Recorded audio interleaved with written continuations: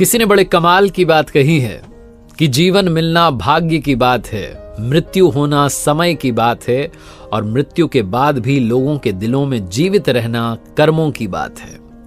नमस्ते दोस्तों, मैं हूं आरजे कार्तिक।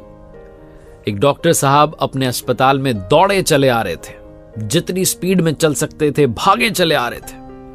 ऑपरेशन थिएटर वाली लॉबी में आए तो उन्हें 5-6 लोगों ने घेर लिया और सुनाने लगे कि अस्पताल खोल लिया है, अपने आप को क्या समझते हो, अब आ रहे हो, हम इतनी देर से इंतजार कर रहे हैं, आपको कोई सुध नहीं है, आपको कोई चिंता नहीं है, हमारा बच्चा ऑपरेशन थिएटर में, हम इंतजार कर करके थक गए, आप अब आ रहे हो।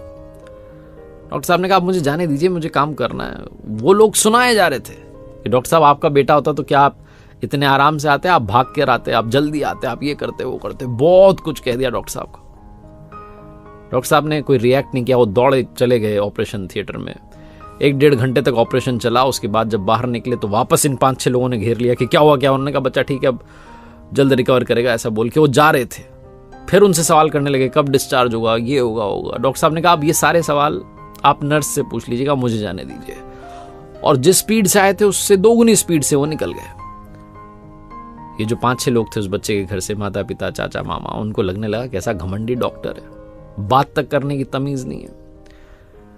कुछ देर बाद वहां नर्स आई तो नर्स बताने लगी बच्चे के हाल। उन्होंने कहा बच्चे का मत बताओ, पहले ये बताओ कि जो डॉक्टर है ये इतने इगोइस्टिक क्यों, इतने घमंडी क्यों, इतना अहंकार किस चीज का है इनके अंदर, हमें तो ये बताओ।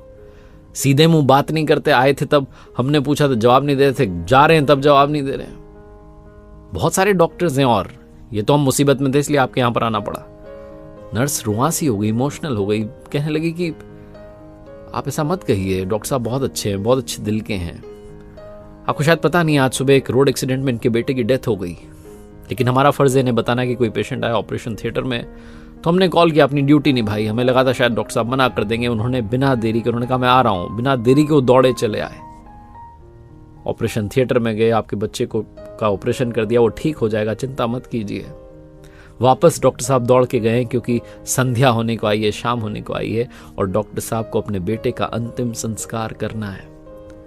छोटी सी कहानी जिसका सार यह है कि बिना किसी की सिचुएशन समझे हम रिएक्ट कर देते हैं, हम परिस्थिति समझते नहीं है, बस अपनी बात थोप देते हैं और बाद में जब हमें सिचुएशन समझ में आती है तो अंदर ही अंदर गिल्ट महसूस करने लगते हैं।